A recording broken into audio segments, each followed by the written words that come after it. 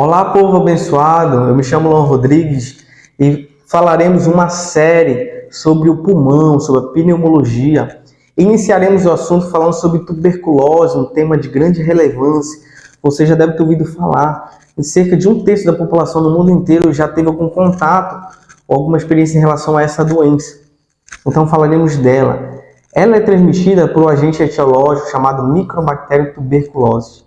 Ele é um bacilo que não é identificado nos métodos convencionais. Ele é transmitido através do ar, através da via inalatória. A pessoa que está infectada, através da tosse, do espirro. Então, se uma pessoa tossir em um ambiente, além dela eliminar durante a tosse em cerca de 3.000 núcleos infecciosos, esses bacilos ficam vivos no ambiente por em torno de até 8 horas. O que acontece quando esse bacilo, a pessoa acaba inalando ele e ele acaba gerando infecção? Esse bacilo, ele é fagocitado, ou seja, o nosso mecanismo de defesa engloba ele através de umas células chamadas macrófagos, mas ele consegue driblar, ou seja, consegue passar essas defesas do nosso corpo. E isso, ele consegue se proliferar dentro do macrófago, gerando uma lesão chamada necrose caseosa, ou seja, literalmente ele gera ali lesão inflamatória dentro do pulmão.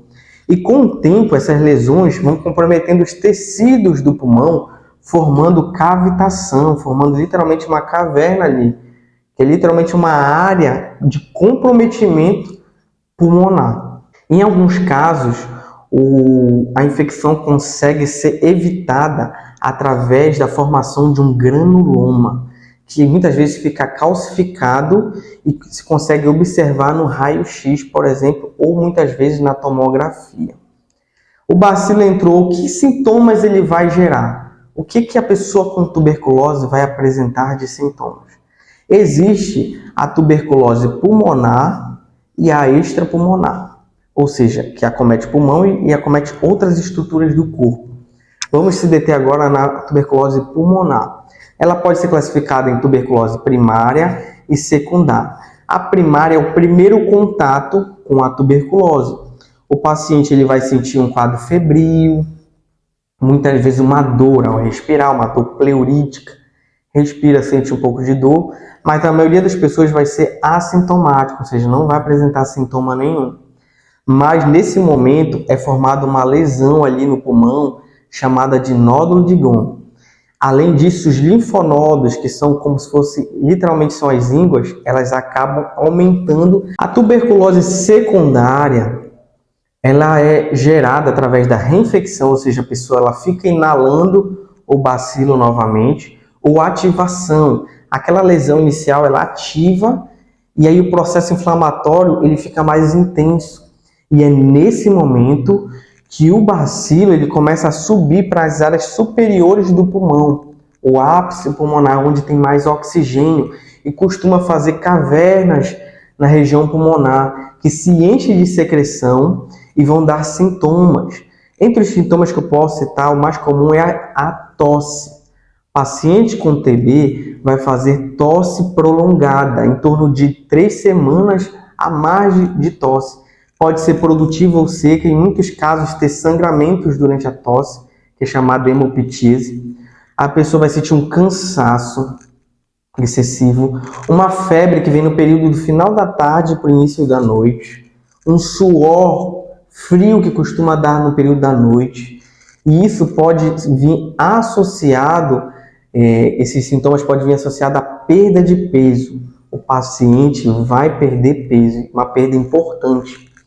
E esses são os principais sintomas da TB secundária, que a gente mais presencia aí nos consultórios. O diagnóstico ele é realizado através de tanto análise clínica quanto exames de imagem. A pessoa, todo sintomático respiratório, aquela pessoa que está tossindo há mais de 3 semanas, necessita fazer exame de escarro, ou seja, acumular secreção, liberar a secreção no frasco e fazer o bar em 2 amostras, uma em um dia e a outra na manhã seguinte. O bar é de extrema importância para o diagnóstico. Pode ser feito exames laboratoriais, ser realizado raio-x de tórax ou tomografia de tórax para olhar as lesões que o pulmão está apresentando.